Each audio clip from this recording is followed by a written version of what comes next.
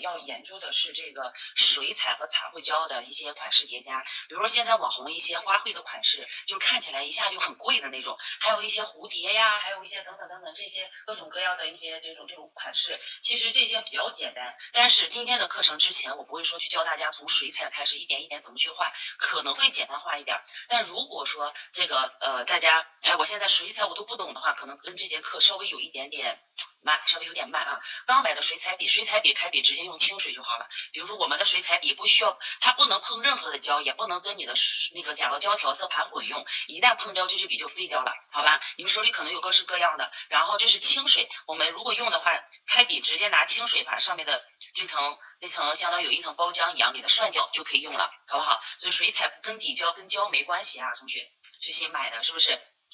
来，那个这是水彩纸，这是水彩纸，水彩纸分为厚文的几百克、200克、300克的，但是不需要啊，你们刚开始就买点很便宜的，就能用就可以，好吧？你们也可以不用它，我一会儿就想给你们演示。现在同学们，如果你们手里有很喜欢的款式是水彩款，你们不会做的，现在可以发到学习群里面去，一会儿我可以教你们如何去把这些花卉画出来，或者如何做一些款式的叠加，好吧？如果没有的话，我就按照我的来给大家一步一步去讲了，好不好？来了啊，来，我们今天要学这个水彩和彩绘叠加，会用到的一些是甲油胶、彩绘胶、水彩，就这几类。然后因为我们要做的是什么？它的层次感觉，但是在层次之前，水彩的花卉一定是要能画好的。你们如果有发到群里的同学，跟我说一声，说你在几群，我看一眼，好不好？告诉我你在几群，我看一眼。这个是吗？这个就是一个很明显的一个彩绘胶和水彩的叠加，但只是它的相对表现要简单一点点。来，同学，这是咱们同学发到群里面的，来看。就这个叶子来说，相对来比较简单。因为我们待会儿就直接叠加了，所以说就在这个纸上，我先给咱们同学演示出来。像这种的该怎么去画，好不好？像这种大家来分析啊，我们拿到一个款要主动去分析，因为我们会做晕染了，会做水彩晕染，会做这个甲油胶类的晕染，我知道这种渐片怎么做，视频怎么叠加，然后所以我们拿到一个款的时候要着重去分析这个款第一层，也就是说它最底下那一层做的是晕染还是渐变。做的是晕染还是渐变，你们去想，就不会分析，是不是？所以说咱们这样一步一步来啊。做的是，你们觉得他做的是一个透色整甲图的颜色，还是做的晕染，还是做的渐变？去看，就看无名指就行，别的不用说，别的你看这些纹路一看就是水彩啊，直接水彩晕染，能看出来吗？晕染。透气晕染，大家都有这种晕染的感觉，对不对？你们都是能感觉到有一点晕染在的。都感觉做的是晕染，对吧？但实际上，来同学们看啊，实际上它这底层最底层你要分析它有没有去打底色、涂底色，在底色上面做的晕染有没有？是不是看指尖的颜色和后面的颜色是有一点的？就像前面这个有点淡淡的绿色，对吧？它肯定是有这个透色在的，但是透色涂上去，如果想要盖住微笑线，它肯定是要用一层淡白色打底的。想要盖住微笑线，用淡白色打底，因为你直接用透色甲油胶涂，它是会露出底下的形状，或露出底下的纹路来，盖不住微笑线的。所以说，对的，先乳白渐变。先乳白渐变，或者说整甲涂一层乳白色都可以，然后用这个绿色去做整甲的晕染，或者说整甲做一个指尖的渐变，对吧？大家都能看出来啊，所以说就这么去分析，我能不能盖住微笑线？因为透色盖不住，所以我可能要，你看指尖是有点发白在的，所以它肯定是用了乳白色打底，然后再用透色系去做一层叠加，然后叠加完了之后，我们能看到这个后缘是白的，但是这个后缘和这个后缘是有点偏暗的，所以说按照你们说的，它底下肯定做了晕染，局部的湿晕，加深了一下局部的一些颜色，比指尖颜色要重一点点，对不对？好啦，这是甲油胶底部的形状，那上面这一块我们用水彩可以展示吗？可以。用甲油胶可以吗？也可以。但是昨天有同学问过啊，小静老师也跟我说，有同学说这个老师我的水彩不太好，不上色。其实不是你的水彩不上色，是因为你的取色，你的颜色饱和度太低了。对的，深色透色，先透色，先浅色再做深色啊。来，我拿一个调色纸，举个例子，同学们，举个例子。我拿这个，我放到这儿啊，别看不见，我往这儿放一下，好吧？这是水彩纸，这是吸水纸，你们也可以用一个吸水布，也可以用一个这个纸巾啊。我用的是厨房用纸。来看啊，我笔尖取了一点颜色，对吧？来看，是不是在调色纸上一看，哎，这个颜色还挺深，哎，结果上指甲上一画，咱不用说上指甲，就在纸上，但是大家记住，纸上的颜色显色度是要比指甲上显色度要高的。来看啊，当我调好这个颜色之后，我在这个纸上去画，你看。它的表现是这样的，因为它纸是白的，所以说它的绿色表现会比较的明显一点点，对吧？但是为什么我上指甲上颜色就浅了？因为我们的指甲是透色的，是透色的。我涂一层这个磨砂封层啊，涂一层磨砂封层。大家如果有这些东西的，可以跟着一边实操一边去做一下试试，好不好？我们先去讲解这个原理，一会儿我们再去按照做款式的话就快了啊。再做款式就快了，涂一层磨砂封层，打个底，照灯。来，照灯期间，我们这个颜色这是刚刚涂好的，然后我们再去蘸水，再去取一下我们刚刚的这个颜色。但是接下来还是同样的颜色啊，同样的颜色，只不过这个里面我掺的水比较多，这个呢我是直接大量的颜色，你看这样能看出两个颜色。是不是？那同样我在纸上也好，在指甲上也好，你们觉得当你想要画颜色，让它花瓣也好，花朵也好，叶子也好，呈现的饱和度要高一点的时候，是不是区别就出来了？调色纸和调色盘一样吗？一样，调色盘就重复利用嘛。这个东西也是水彩，就是一见水就能擦掉。这个东西你用完一张就扔掉，用完一张扔掉，或者说擦来接着用，其实这个都行，都是油性纸，都一样的东西，无所谓啊，这个无所谓，好吧？所以说来，这就是代表了啥呢？在水彩里面，在指甲上表现水多和水少颜色的一个区别，就是同等的颜色来说，水量多表现就会这样，水量少颜色的饱和度要高，好吧？颜色的饱和度就要高。好了，来看这个指甲，尤其是好多同学，老师我不去打底，这就是为什么今天会用到彩绘胶、白色甲油胶这些了啊。来看看。我先刷一下笔现在是干净的，对吧？好，我现在去取这个调好的透色、浅色系、水多的这个颜色，在纸上它的表现是这样的，但是上指甲上的表现有色吗？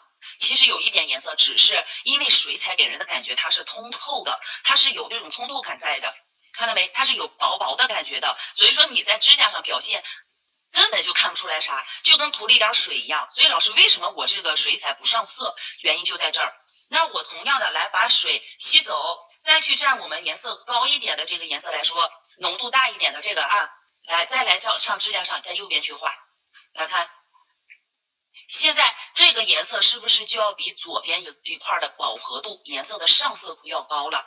对不对？颜色上色度要高了，所以说在透明的甲片上，我们直接磨砂封层去画画，需要保证它颜色高、浓度高的话，一定是要干啥？水少一点，让颜料多一点点，好不好？这是第一个大家要注意的问题点啊，要注意的问题点就是说透色甲片上，一会儿在那个纸上再去写。那我说，那个老师，我想要这个甲面让这个叶子表现的纹路深一点，就像刚刚这个同学说，刚刚同学这个款。对吧？它的底色是有的，它不是透明的底，所以说当我们在指甲上打上一层底色的时候，比如说我们就拿这个白色甲油胶，这就是为什么你们看到的好多款都要用白色胶去打底再去做款的原因。来看啊，这上面我随便去刷一块颜色啊，我随便用白色甲油胶刷一块颜色，照灯。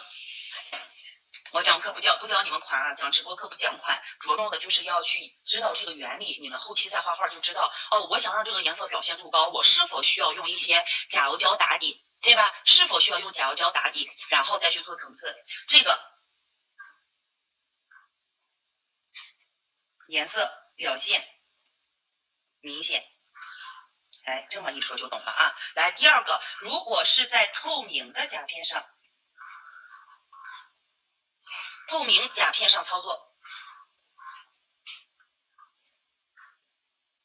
那么整体的感觉，做完之后整体感觉是偏透的，如果想要我们颜色表现，颜色表现强一点的话，一定注意好水和颜料的比例。我这样说可以说明白吗，同学们？水和颜料的比例。也就是说它的饱和度啊，饱和度，这个你和我的和啊，饱和度啊，这样说可以理解吗，同学们？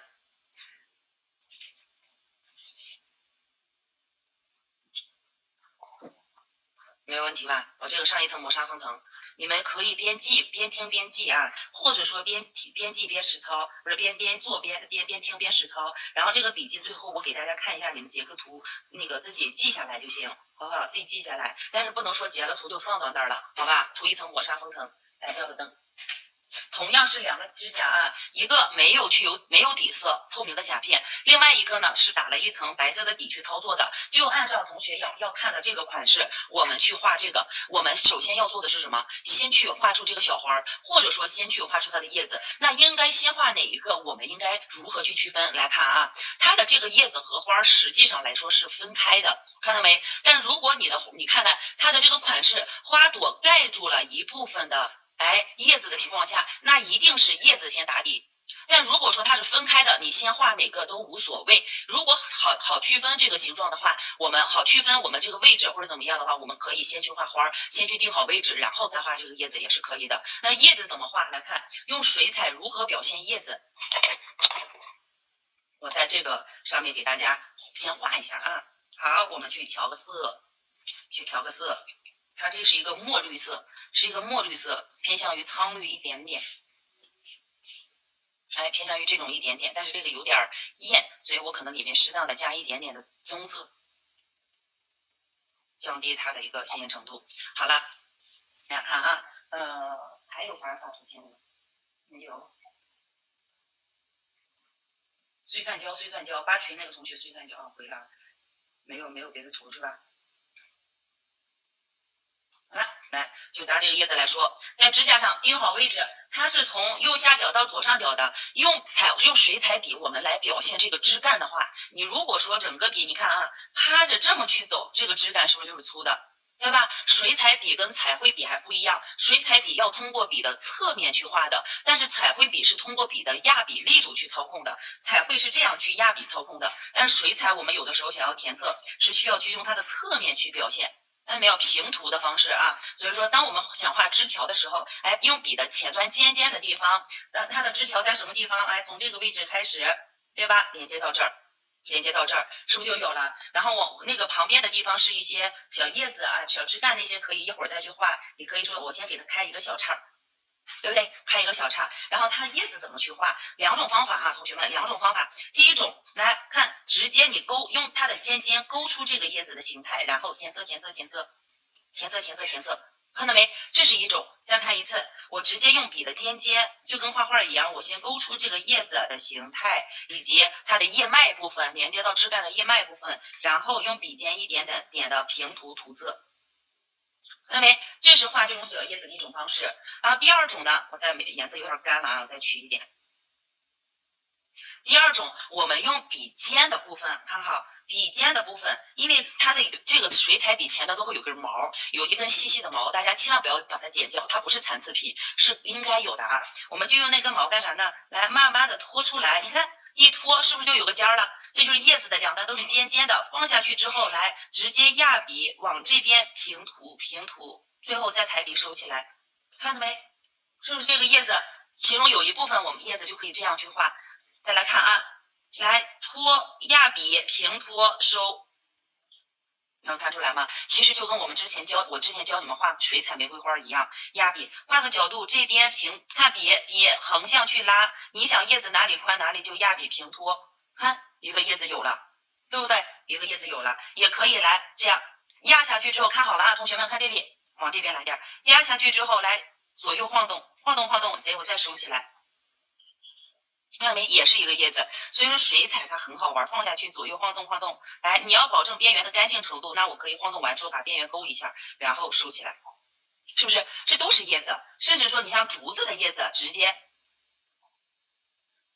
看到没？笔前端的地方平铺放下去，然后拖，竹干也是一样。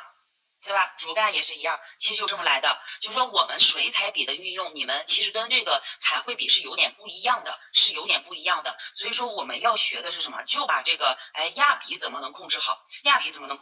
但是同学们一定注意好比例。当指甲就这么一点点的时候，你想去画一个叶子，来看啊，我这边再去画一个同等的枝干。来，举个例子，都是枝干，对不对？指甲就这么点儿，然后小枝儿就这么一丢丢，花也就那么大。结果你画叶子的时候，一个这样的，旁边呢我也是去画叶子，但是能看出区别来吗？能看出区别来吗？所以说你要画什么图案，你要知道你所画图案比例的大与小。如果你像画小的叶子，这株植物啊这一类的植物，它叶子就是小，它叶子就是比花要小。那么我们在表现这些叶子的时候，你看尖尖拖出去，然后压笔来往这边去拖，看到没？那你表现的这个叶子就得小一点。那要画刚刚同学这个款式的叶子，我们细细拖出来。对吧？可以稍微晃动一下，笔有点干了啊。画水彩笔干了，它是不好画的，尤其在纸上，对吧？你画的叶子小一点，结果人家这个花那么点儿，花就这么一丢丢，完了你画那么大的叶子，它肯定是不好看的，好吧？注意好这个啊，你看两款叶子大小的区别就很明显，是不是？来，我其实今天这个不应该给大家讲这个水彩知识太多，但是之前我又没讲过，所以老想给你们再补充一点啊。水彩玫瑰花都画不出来，水彩玫瑰花就学控笔，然后其实水彩玫瑰也比较简单，一会儿我会教，好吧？好了啊，这个没有问题吧？这个没有问题，就是刚刚那个同学的款，咱们上指甲上去可以表现一下。哎，你看我直接呀。就这种细细小小的叶子，如果说同学们来看这儿，当你一半的叶子，我先画大一点。如果说一半的，哎，我用这种方法我去拖出来一半是圆的，另外一半有点太直，那么我们可以再单独的把另外一半加上去。看到没？这不又有叶子了？哎，我先加一半，我再加另外一半，两笔去画也是可以的，好不好？笔的侧面啊，再来看我笔，这个时候来着重看笔尖拖，笔尖往外拖，然后压下去，看到没？用笔尖侧面直接平拖的方式，哎，你看一个叶子就有了，这种细细的叶子。如果叶子我想要画短一点，那么就不要拉得很长，快压快抬，一个小叶子。再来看，哎，快压快抬，一个小叶子。如果叶子需要低头拐弯，好，往哪边拐？快压快抬。是不是去感受一下手腕的转动，感受一下用下笔的一个角度问题，好不好？下笔角度，你别说我画个叶子，我就用顺着这个笔毛去画，看到没？你们画不好，就是因为用彩绘笔用习惯了，就爱顺着这个笔毛去画这个叶子，它出不来呀。但如果说你顺着笔毛去画的过程中，我想要变粗，那么笔的侧面，看用笔的侧面去画，看到没？用笔侧面去画，它跟直接你笔去转弯是两码事儿。好吧，就这个意思啊。好了，来，这是刚刚同学的那个款，给你稍微演示一下，然后我们上手去画一些啊。来，刚刚在这上面去表现出来，我要画一个叶子的话，来看，我擦一下，后面画款会很快。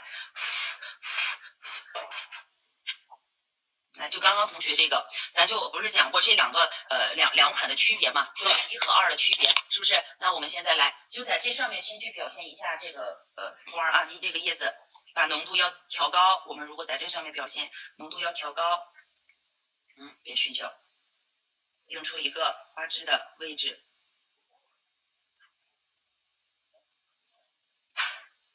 定住花枝的位置，是不是显色度不高？在透明甲片上它就这样，所以说想要显色度高的话，一定得打底色。来，叶子收过来，细过来啊，叶子，然后旁边我看你那个叶子的结构是啥样的，还无所谓，随便画啊。来，枝干压笔过去，这边压笔出来，是不是叶子就有了？慢慢的叶子就有了。不着急啊，慢慢去画。其实不用跟人家一模一样，你就是有你叶子的基础形态。我知道叶子它应该怎么去长是对的，结构是对的。你叶子它有叶脉，一定是连接在枝条上的，你不可能让一个叶子是凭空出现，或者说一个花朵直接，或者说一个叶子的一半直接长到了枝干上。这个之前课程讲过，是不是？好了，把这画好之后，来下一步干啥呢？不需要去做任何叠加，因为就这几笔啊，就这几笔。这个我们待会儿接下来去画花，来看这个。当有白色甲油胶打底的时候，我们再来去画这个枝干，看看显色度高了没？好，我再去画这个叶子，细细的从这个枝上出来，压笔收，看没？再来，我不想要这样的哈，我细细长长的，那我就拖长一点，或者我分2笔去画出来。你觉得哪种颜色表现要更高一点？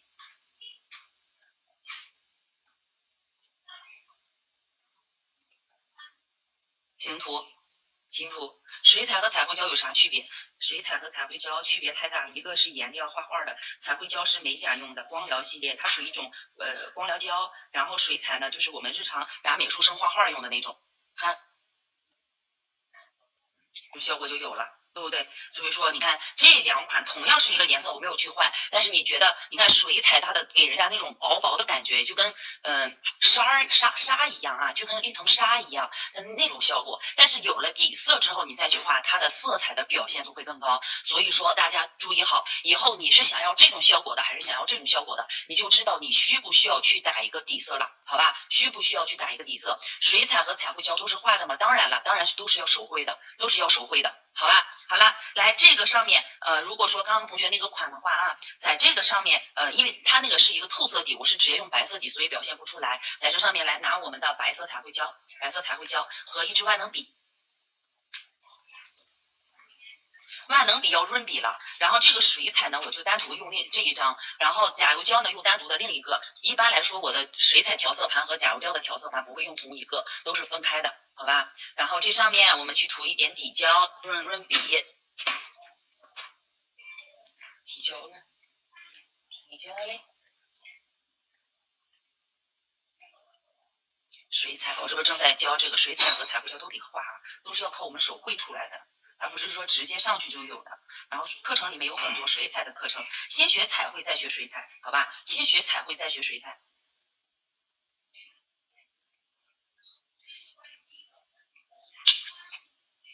固态水彩，来，就刚刚那个款，它是几个花瓣的？无忧的款，还有4个瓣，随便瞎画的，那瞎画的。来，这边我可能连接到这根枝干上，让这个花儿好啦，我会来1笔，看看那个花型是什么样子的，2笔、3笔，它是几笔啊？4笔了，4笔，那我就改变一下这个花瓣的大小。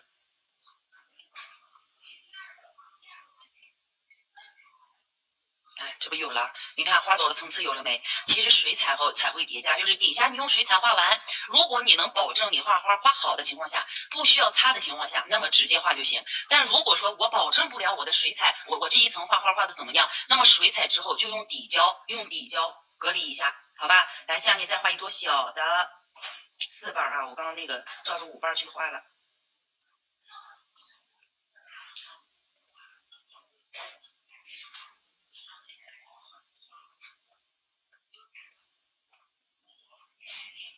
你看，对吧？你要的那种花就有了。也就是说，我画的可能大，再就是说，不同的甲型它表现出来不一样，而且那个款式有打了底，我这个款式是没有任何打底色的，直接画，所以它最终的效果会透一点点，看到没？然后我看它有没有花心啊？有没有花心？花心并不强，所以说我会直接照完灯之后用水彩叠加一下就好。来照灯，从哪里看水彩入门？最简单的开始，水彩入门，我找找。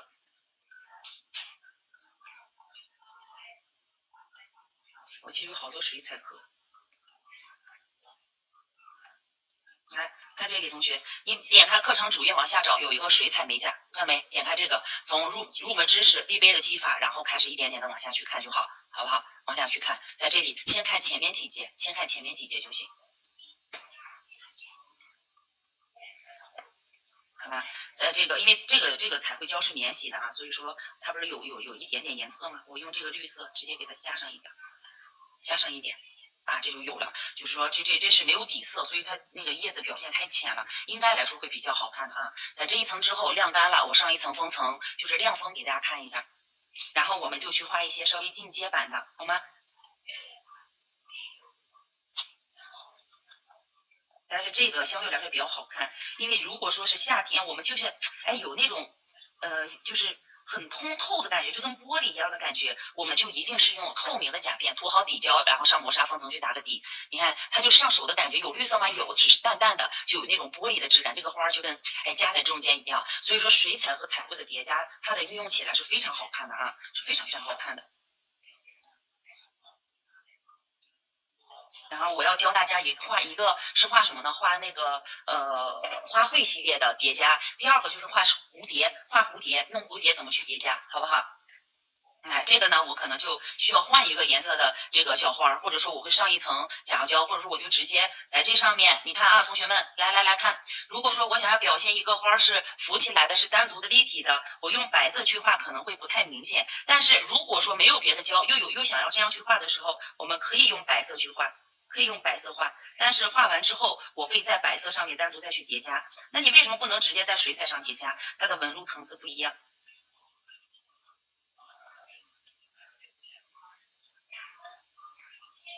你看是不是又用到我们彩绘基础课程了？你说彩绘画不好的时候，我想把这个花画的多好，那不可能。来，照个灯先。做这种款式能看到微笑线怎么处理？如果就想要通透感的哈，它就必然会看到微笑线，必然会看到。但如果说你不想要看到微笑线，那么就用晕染，或者说乳白色，或者说就局部的用腮红那种性格的形式，或者用晕染的形式，把微笑线的地方用底色遮盖一下，然后在上面去上下两遍。也就是说，指甲上，你比如说我要做一个通透感的，对吧？我要做通透感的，上面和下面我不去打底，我就把微笑线的地方用晕染去给它遮盖住，然后再去做水彩的叠加就好了。这样说能理解吗？这样说能理解吗？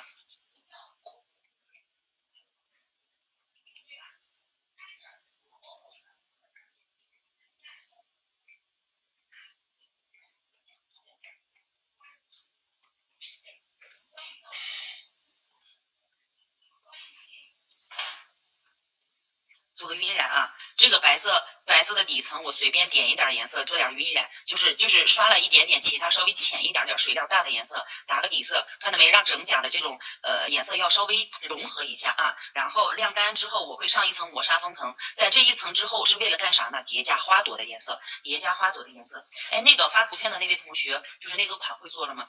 颈椎受得了不？颈椎疼。美甲这个行业就是费脖子、费颈椎、费脖子、费腰椎的一个活儿。也就是说，我们在拿咱自己的身体赚毛毛。所以说，你们千万不要说我再去拿9.9又出力又挣不到钱那种出力不讨好的活儿，咱就不干，是不是？所以说这个多注意啊，多注意。然后做一段时间，你们就站起来活动一下。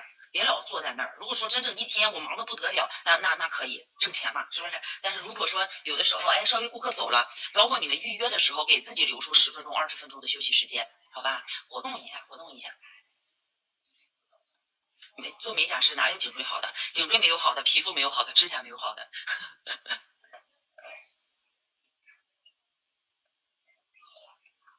大家看啊，花朵颜色的叠加，还记得我这个款式是怎么做的吗？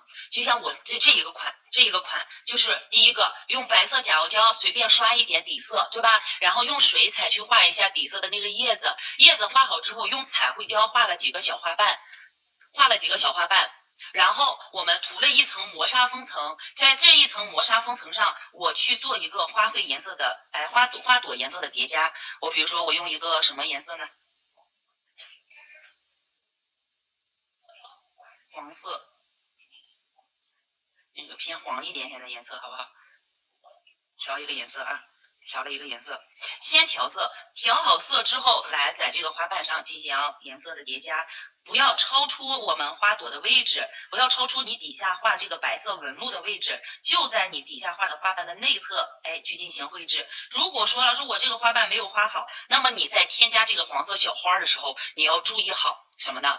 花朵花型的调整，比如说你看这个画了就跟个蝴蝶一样，是不太好看。那我可以在这个基础上，哎，我稍微给它调整一下，包括这个颜色，外面稍浅一浅，或者说花心颜色浅一浅，看花型的状态了啊。如果说某个位置画错了，就把笔刷干净，擦掉多余的位置颜色。我大概上个色啊，因为还没有叠加花心。啊，叠加花心啊，这是一个稍微晕开一点点的效果。但如果说我就想要很标准的这个花朵的形状，好了，我们笔尖稍微少蘸一点点颜色，但是这个颜色要稍微偏水一点，因为有了白色底之后，它颜色的表现度是比较高的，所以不需要那么浓的颜色。哎，我薄薄的，你看，薄薄的一层，薄薄的一层。你看两种花，我又教你们，就是在画的过程中，我想让这个花通透感强一点呢，还是说让它上色度高一点？上色度高，我们水彩浓度调高；上色度低，我们水彩的浓度调低。你看，看看，是不是第二朵花它有颜色，但是不像第一朵花的浓度那么大？对吧？这就是区别啊，这就是区别。然后这一层等它稍微晾干，等这层花干了之后，我们再去添加花芯，我就直接用黑色了啊，或者你们用棕色系的，用棕色会好一点，但我就直接用黑色了，好不好？我用黑色来点几个小小的花芯，就脱离掉刚刚的那个那个花型了。看，当浓度高的时候，我去画这个黑色花心时候比较好看，还行。但是当你这个花颜色并不特别强的时候，你这个时候去添加黑色的花心，是不是有点难受了？对吧？好丑呀，那怎么办？所以说，像当你画浅色花瓣去添加花心的时候，颜色一定不要很重。我用这个笔给它擦掉啊，吸掉多余的颜色，再稍微加一下花瓣的颜色。刚刚擦掉一部分，那这个应该怎么办？黑色偏浅就是一个灰色，但是灰色有点不太好看。但是花它是一个偏黄色系的，所以我们就可以用这种棕色系列。看啊，棕色系列看到没？在这里棕色调好之后，我再去用这个棕色，用同样的方法添加花心，你会感觉视觉上就要舒服得多。有没有视觉舒服就要很多啊？好了，这是这个的操作方式完成。然后因为甲面的水彩面积比较大了，所以说我可能会先用底胶去做一下隔离，用底胶隔离一下，然后我再去棕色稍微加一点点颜色进去。先用底胶薄涂一层隔离，再上封层，再上封层。同样，同学们再来看好，当这一层水彩又叠加完了之后，我们又可以用彩绘胶去叠加它上面的一些线条纹路。再看好啊，再看好，这个就是让大家去感受的，拿了同学的一个款去教给大家如何去画这些一层层叠加，比较简单。叠加好了之后，我们待会儿去做款式就好去区分了。来，花心啊。这个位置从花心来往外去当线条，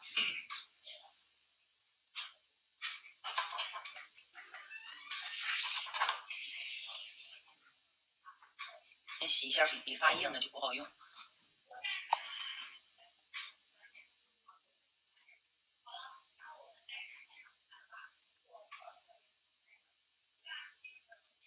来看拉线笔，拉线笔，点点点点松出来，是不是？你看叠加上一些这种细细小小往外放射的纹路。如果说你不喜欢这种纹路怎么办？我们可以用这种你用拉丝胶，或者说我一般我就直接就这样，看到没？轻轻的给它扫一下。是不是就跟用了拉丝胶一样？你看它的层次又有了吧？层次就这么一层层叠加，用我们的水彩去画就好，用我们的水彩去画，水彩和彩绘胶去叠加就行。你看，我用拉线笔，有的时候画完我就不用拉丝胶，拉丝胶太费事儿啊，黏黏糊糊就盘丝洞，所以说一般我就直接这样去走，这个不好看，擦掉，不要画蛇添足，适当的来一点点就可以。OK， 能看明白吗，同学们？我这样讲能不能讲明白？稍等，这个是刚刚那一个直接封层之后的，看没？它就是这种效果的，干干净净。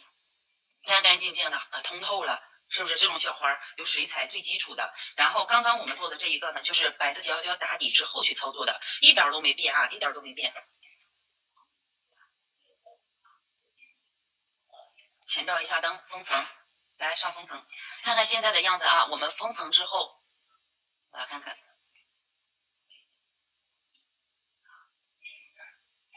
你看这个款属于原创款吗？你要说它属于也不属于，这是在同学给我的那个版的基础上，正好教大家的过程中发生了一些变化，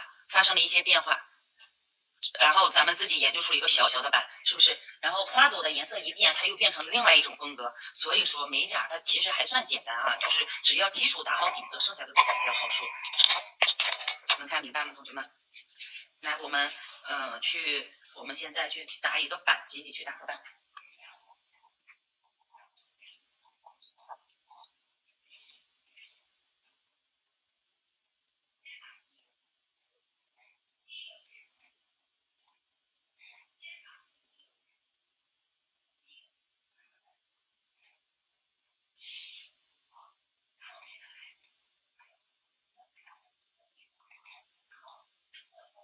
花卉类叠加的一个步骤，这是就是例版啊，就举例的一个版而已，不代表所有的花都得这么叠加。我是怕同学们容易忘掉，所以说给大家写详细一点点，写的详细一点点，好吧？还有一个我们蝴蝶类的叠加 ，OK，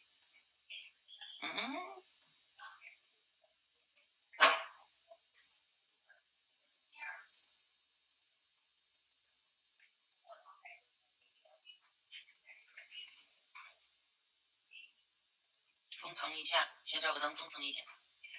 大家都没什么问题吗？是因为这有点难，还是因为咋这么安静？为啥这么安静？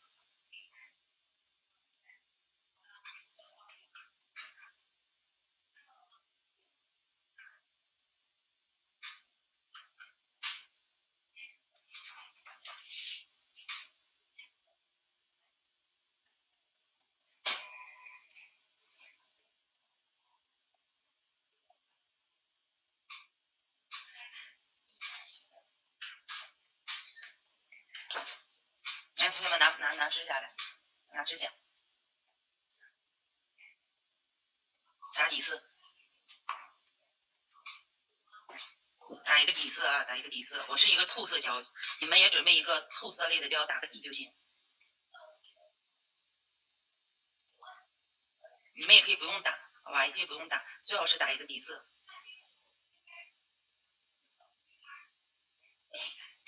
来，先打底，透色胶、假胶打底，照灯。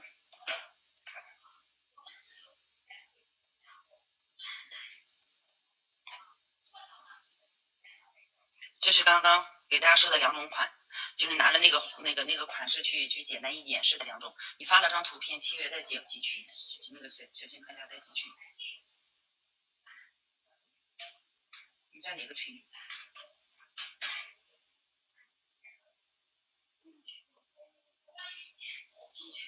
我没有，我是7啊，我看到了。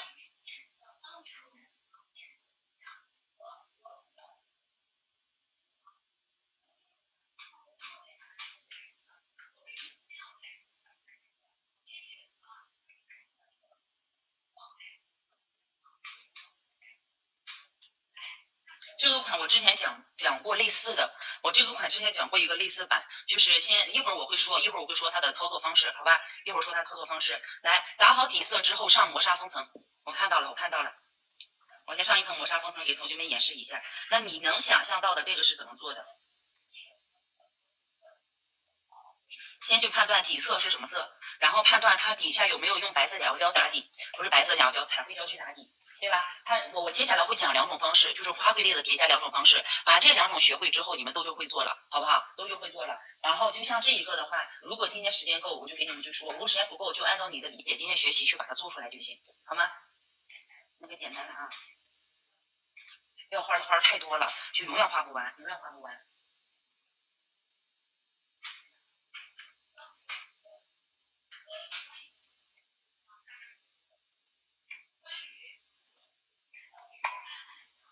来，再拿一个甲片，来两个同时去操作，一个是透色假药胶打底，另外一个呢，咱用白色假药胶去打一个底。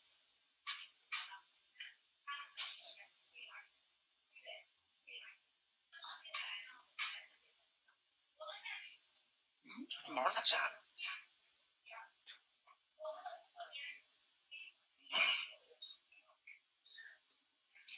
两个甲片，一个是白色假药胶打底，照灯涂磨砂封层；另外一个呢，是我们直接用这个透色假药胶打底，透色假药胶打底的啊，两个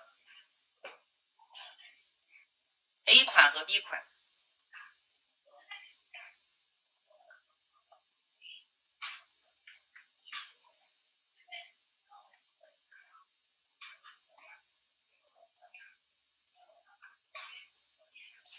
来，现在它两款的区别，来看。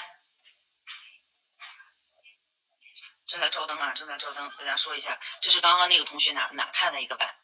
你看起来可复杂了，团化紧簇，是不是？你去区分从第一层到后面那一层，每一层都是叠加的什么？你不要去管它的线条，忽略掉线条。那你能看出来，最后一层一定是用线条勾的花瓣的边边。那前面几层是用什么画的？就用彩绘胶去打底，乳白那个可以用透色乳白的那种彩绘胶打底色，然后上色，然后叠加第二层，就跟画层次花瓣一样。这个是在层次花瓣的里面啊，层次花瓣里面有教课的。啊，没有照灯，完全，这家伙整的，没照灯吗？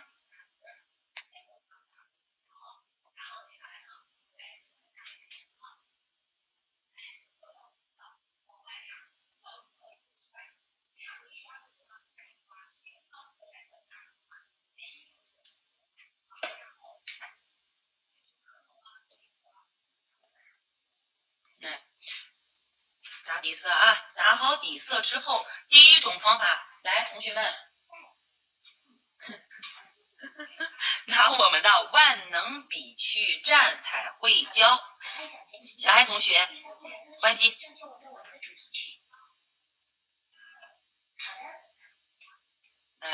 蘸彩绘胶，蘸彩绘胶干啥呢？去画花儿，不许你可以涂磨砂封层，可以不涂啊。如果你这一层不需要晕染的话，就不用涂；如果需要晕染，那么我们就画上去。然后刚刚有同学不是要看玫瑰花吗？是不是？那咱们去画一个玫瑰花，同样拿玫瑰花来举个例子。如果说我们要画玫瑰，我如何去叠加啊？我们不用画多，就一个瓣就行。来，同学们，在中间的地方，咱随便拿我们的彩绘胶去给它铺一个大致的形状。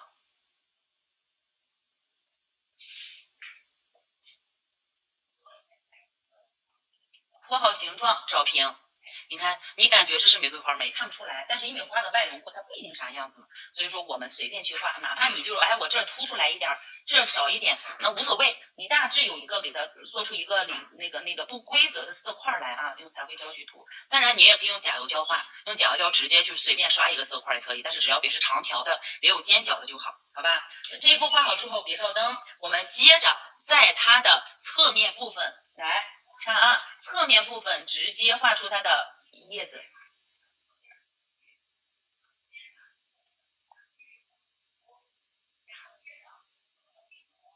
像不像小的胸花？有人家结婚新郎又是什么伴郎胸前戴的那个东西，是不是？来看一下它。然后来旁边，我们也可以适当的再去加一些其他的，比如说现在那个花卉的组合有那种叫什么尤加利是吧？尤加利其实出场率也比较高，那我们可以在它的旁边来这里先用细细的线就勾一根儿，然后来旁边就是它就是尤加利就是这种圆圆的，这叫尤加利了吧？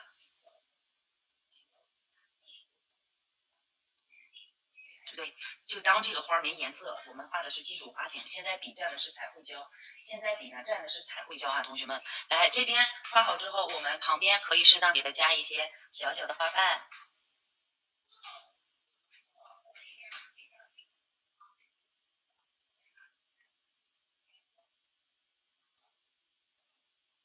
然后这边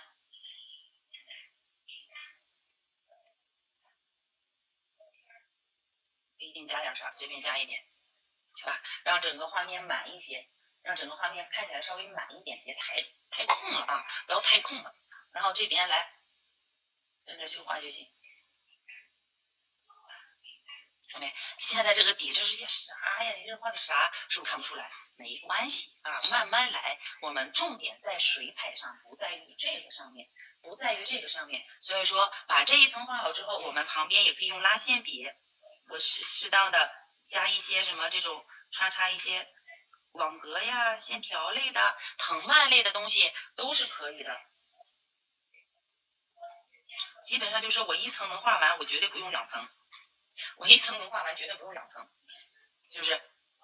来，都跟上了没？我等一下大家，如果你们在画的话，看回放的同学可以，如果我画的比较快，你们就可以暂停啊，可以暂停。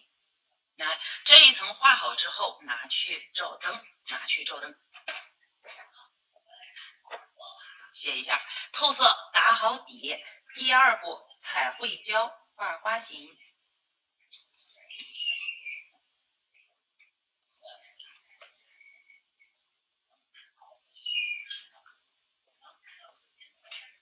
彩绘胶画花型的整体。照灯，这一步结束，照灯。然后来第3步，磨砂封层。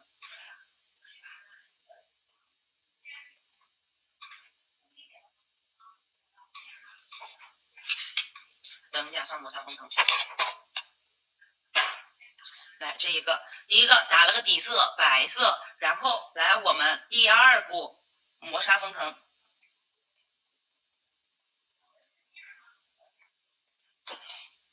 打好底色，纯白色，或者用奶白，或者用什么10色调都可以啊，10色调都可以，别用黑的就行。然后整甲，我们给它擦一下刷子，上面有甲油胶。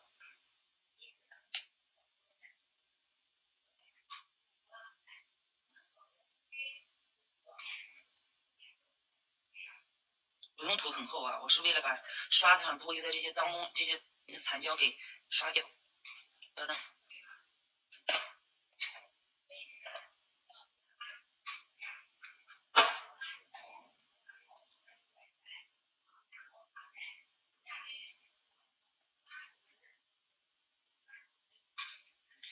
用水彩去画花型。哎，刚刚7月，我不知道你还在不在啊？然后你像你看的那个款就适合用什么？适合用 A 款，就打好底色之后，用彩绘胶去画花型，整体画好之后涂磨砂封层，干啥？下一步是什么？上色。上色如果是1层的，上完颜色就结束。如果你要上2层的话，那么是不是这一层上色结束，又继续回到彩绘胶继续画花型，然后再磨砂封层，再去上色，一个循环的过程。不知道能不能理解啊？就你要的那个款来说，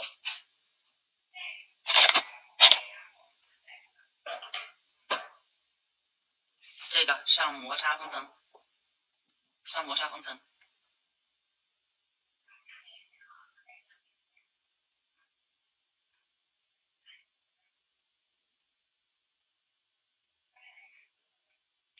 小灯，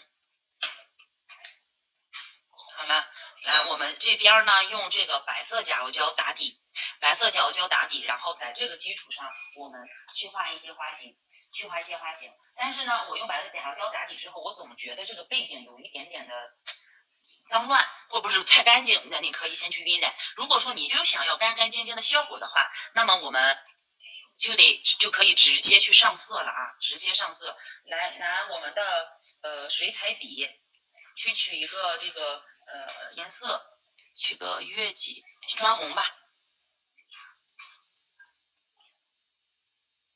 好鲜艳呀，这个颜色，看看有点偏黄调，加一点点的红进去。有一点太亮了，太鲜艳，那我有可能会加一点点它的对比，它的这个对比色，好，降低一下它的饱和度。我加了一点黑色进去啊，加了一点黑色，有点太那个啥，我会刷干净笔，再去稍微取一点点的白，我也不取多，一点点的白加进去。好了，就是你们可以加点灰调进去。这个调色好像看起来有点难啊，但是就看你们想要什么颜色效果了，好吧？来，这一步画好之后，这步调好颜色之后，咱们去画花型。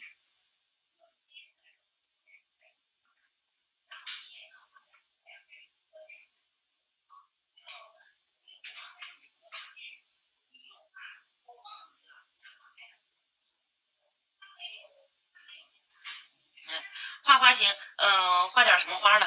画啥花呢？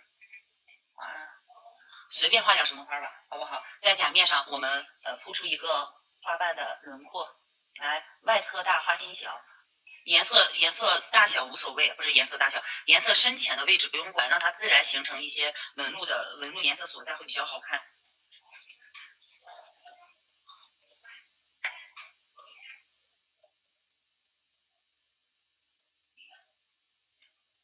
看这里，对吧？这是一半，然后下一半也可以加上。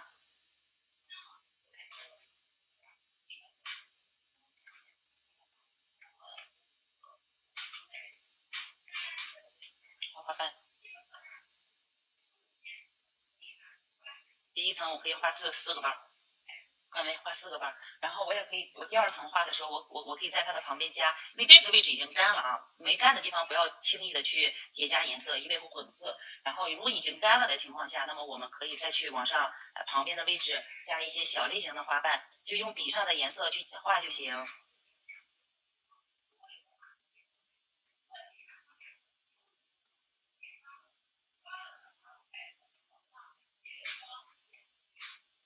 如果你觉得这是画了些啥，别着急嘛，等它稍微干一干，我们再来看。就要的是这种斑驳效果啊。好了，这边画好，我们旁边也可以适当的再去加上一点。就是你觉得哪里应该有花瓣，你就往哪里去加，你就随便去铺点什么形状都没问题。颜色不够了，咱们就取；颜色足够，那我们就画。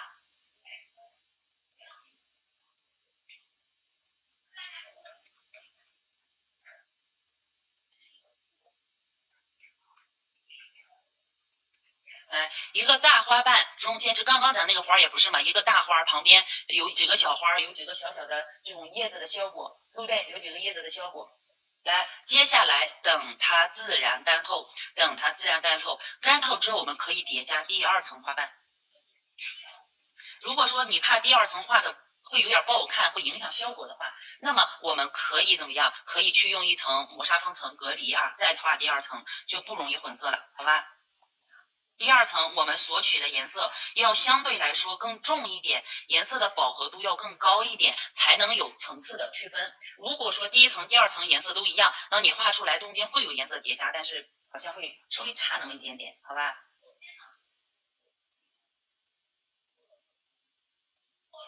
有点不干，有点不干，所以我这么画有点危险。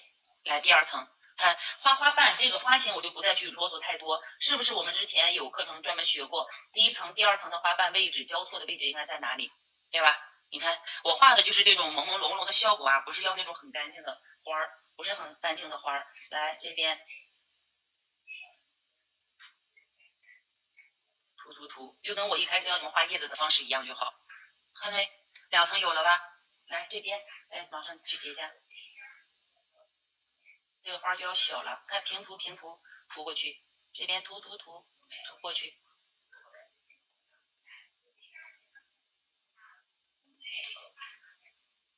哪个位置要增加层次的都加上它。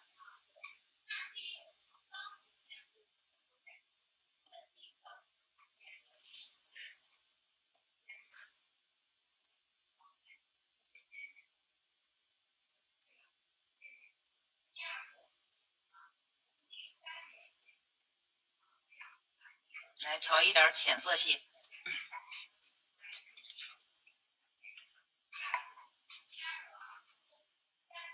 然后周围晕开一点点颜色，就在这个花的附近啊，别离得太远，就在它的里部给它晕开一点点颜色，有深有浅，它才有层次。来看这一层花的位置我们都定好了，定好花的位置画啥呢？画叶子。但是这一层没有干啊，没有干之前不要过早的去画。我呢一般就是能1层画完我就不会画2层，但如果大家掌握不好这些形状什么大小，或者说我怕画错的情况下，你们可以中间用这些磨砂封层去隔离一下，好不好？来，我们这个时候去调一下叶子的颜色啊，叶子的颜色相对来说就得偏棕黄一点点，偏脏一点点，就是说绿色不能过分鲜艳。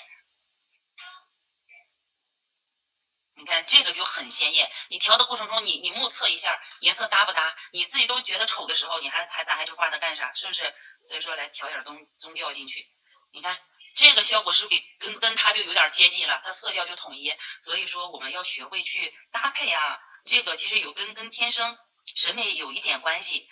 就是看个人喜好，它不是说审美对与错，个人喜好。但是也是咱们自己多去看一些杂志呀，就是多学习一下，看看人家做的版的颜色的配色等等的，对吧？好了，来下面不要去摸啊，我是试一下干了没？干掉之后，我们直接拿这个绿色去往上叠加叶子。叶子我们可以就是不要画直的，不要画直的。如果你掌握不好你的叶子怎么去画的时候，我们可以先去画花枝。比如说这边的花枝下来到背花挡住了一部分，对吧？然后往下来这个地方可能左下角，哎，这里可能会有从这边出来一丢丢，哎，从这儿来吧。上面的下来，中间大的从这个位置可能也有点连接上。你要花枝，在枝条上我们去画一些这个叶子就要好画的多了啊。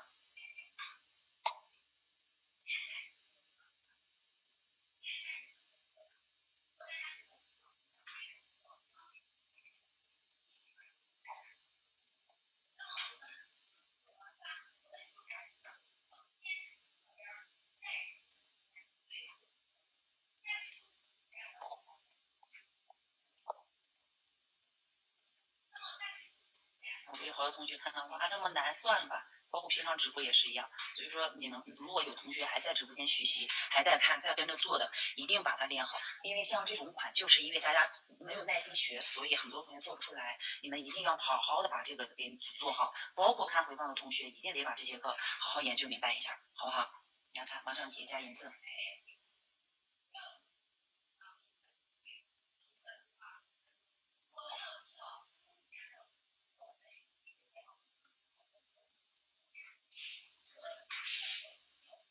然后如果说我待会儿看看直播间人数少，大家看的少的话，我就有那个水彩玫瑰的，我把单独拍成一些小的片段，直接大家去学习，要不然这样会有点慢啊，这样有点太慢。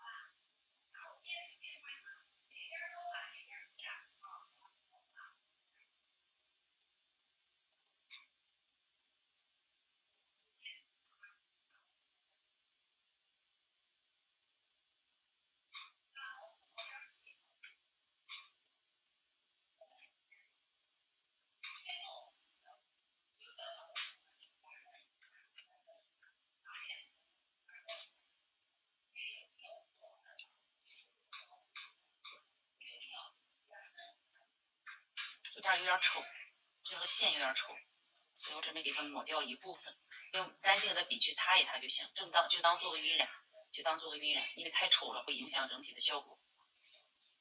啊，就有这种复古小花的感觉了啊，复古小花的感觉了。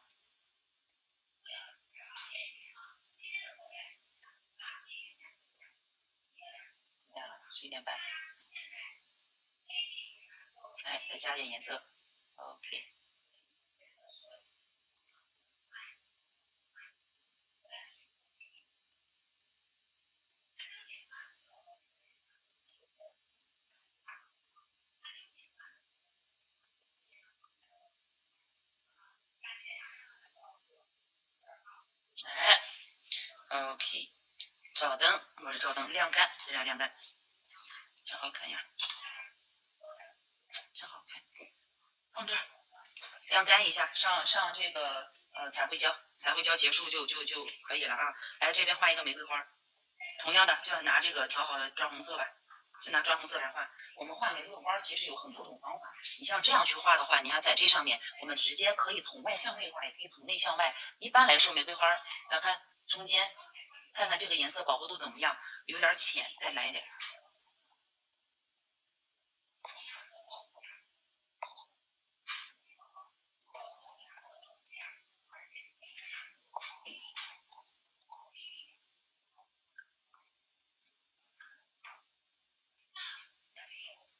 调点颜色，花心。旁边开始加，直接平涂。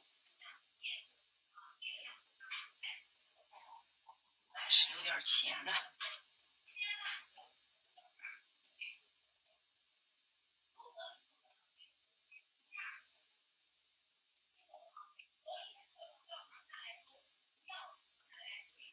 贴着玫瑰花的花瓣画啊，别离得那么远，别离得那么远，贴着它去画，但是也要留好间距。这花就有了。所以说在水彩上面，包括其实画蝴蝶也是一样，你们用彩绘胶定好那个蝴蝶的花型，完了你就用水彩往上上色就好，按照你们的喜好去上色就行了，它没有什么多少特难的一些地方。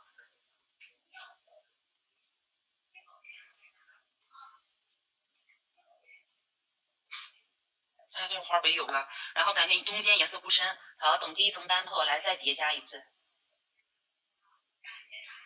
或者说你把你的颜色再浓一点，反正我们要一定花心要比外面的颜色要深得多的啊，要深得多的。然后其实像花有的时候我们也可以让它两个我交错起来叠起来，也就是说它不一定非得说每一个瓣儿都得有间隙，然后想要它密的感觉啊，我把每个地方花瓣给它包进去，层层一层一层一层一层，是不是？这也像是个花啊，这也是个花。外面稍微晕一下。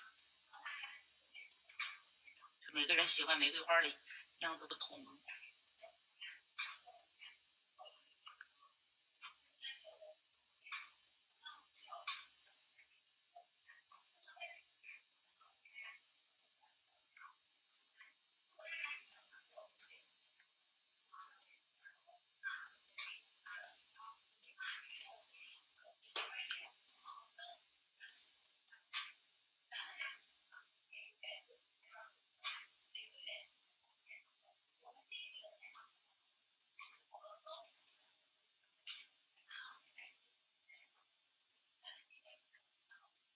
来这边画上，感受一下红色花还不错啊，所以说调一下红色的这个水彩，调一下红色水彩，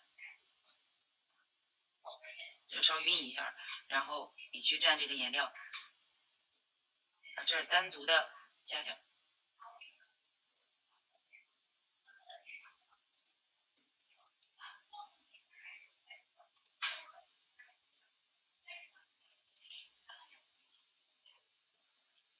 好，椰子尤加利。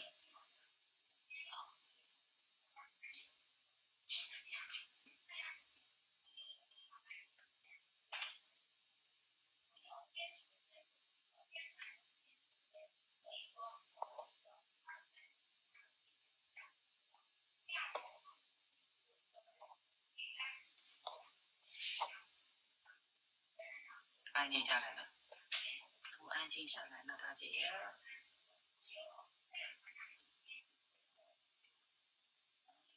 我们有时候第二层画的时候，它不一定非得卡着白色去画，你可以在白色上面去叠加，你也可以在超过白色的区域，在它的侧面地方，我们给它在它旁边的地方，我故意就画歪一点点，露着它底色纹路一丢丢，也是好看的，好吧，也是好看的。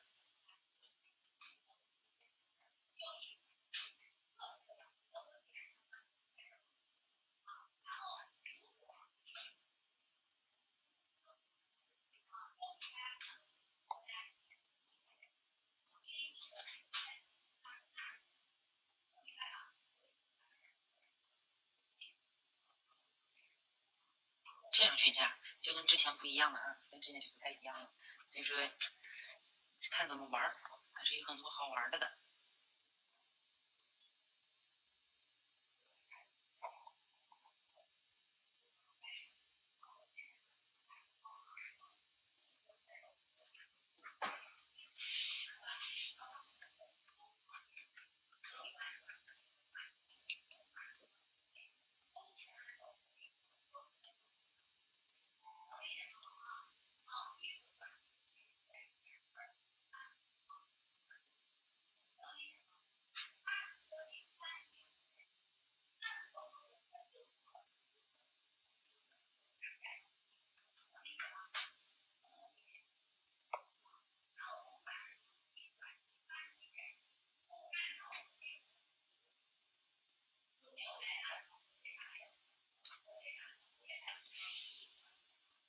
好了，来就在这个基础上啊，我们拿这个一支废掉的笔，找一支废掉的笔，就炸毛的这种没有用的啊，没有什么用的一支。然后我们拿笔去戳这个彩绘胶，不用戳笔，戳笔容易坏掉。拿废掉的笔在甲面上来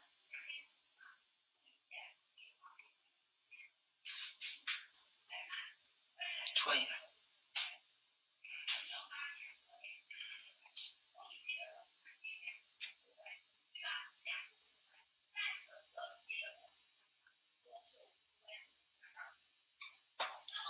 折灯上封层，上底胶封层就结束了这个款。然后另外一个这个来在这上面，就这一个款来说，我们在它的基础上万能笔继续画小花，这是拿彩绘胶去叠加啊。叠加是啥呢？叠加它的花心部分，也不多，就几个小小的点点就行。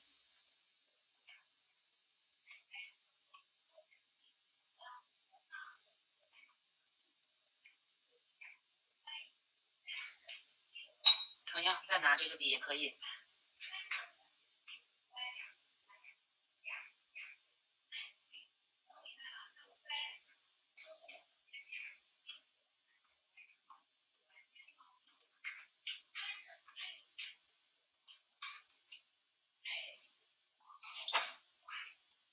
那就怕加脏了不好看，不好看擦呗，不好看就擦掉它嘛。就是不要怕，越怕越不那啥。但是你不一定啥时候加着会出现一些效果，前期别怕出错，你得先会做，后期咱们再做错了擦掉，再重新再来，是不是？一旦说我小心翼翼，结果出不来效果。然后再就是你前期刚开始很怕出错的同学，你就用那个多用那个叫什么来着？胶去隔离，没事儿，你画2层，你想画下一层，怕这次弄坏，你就先用胶去隔离。你只要自己成功过一次，你再去画下一个款的时候，做下一个版的时候就不容易出错了，好吧？来，这个我们照一下灯，也封层，就结束了。写一下。就是每个人可能我到之前那一步，大家觉得挺喜欢，假如加了这一步，哎，反而没之前好看，这个看情况，好吧？这是一个这个位置，它是一个可以重复的步骤，是可以重复的步骤。然后磨砂封层，水彩画花型，就打底色，然后水彩画花型。刚刚那一个最后水彩之后，也可以用什么彩绘胶再叠加。彩绘胶再去叠加，叠加完了之后又可以再继续画，但是基本上叠加完了之后，我们就可以底雕、隔离，然后封层就可以了。然后这个也是封层啊，不要忘了也是底胶、隔离再封层，好吧？就是这几款吧。其实大差不差，我要教会你们是什么，就要学会去有底色的运用，学会这个水彩和彩绘的一些结合使用，还有一些小风格呀，知道我应该什么情况下，然后这个款怎么做的，那个款怎么做的，是不是老去搞不明白？然后不是说，哎，我今天就教你们2款，明天教你们2款，这样学不明白，不如直接教会你们更好的多。这个也没咋精致的话啊，然后大概就这意思，给大家演示一次。你们有没有哪里不懂的？现在快问一下，一定用底胶隔离，因为水彩它是没有粘性的，它如果说直接上一层胶，会导致时间长了中间分层，或者积泡啥的。要给大家介绍出，你们去记一下笔记。越画越漂亮，越画越漂亮。你看这些蝴蝶，来这么打眼一看，其实就能看明白了。哎呦，它上色度还挺高，它用什么画的？看底下白色彩绘胶，看到没？彩绘胶先打个底，就这个彩绘胶打个底，然后磨砂封层上色，然后再用纹路去叠加就好了，对不对？现在一眼就能看明白了。我再看看其他的，哎，那这个又是怎么画的？对不对？那既然上色度高，它一定是有白色打底的啊，就这个意思。像蝴蝶，本来想教，后来哎，估计大家这也没时间看了，我就不再去讲了。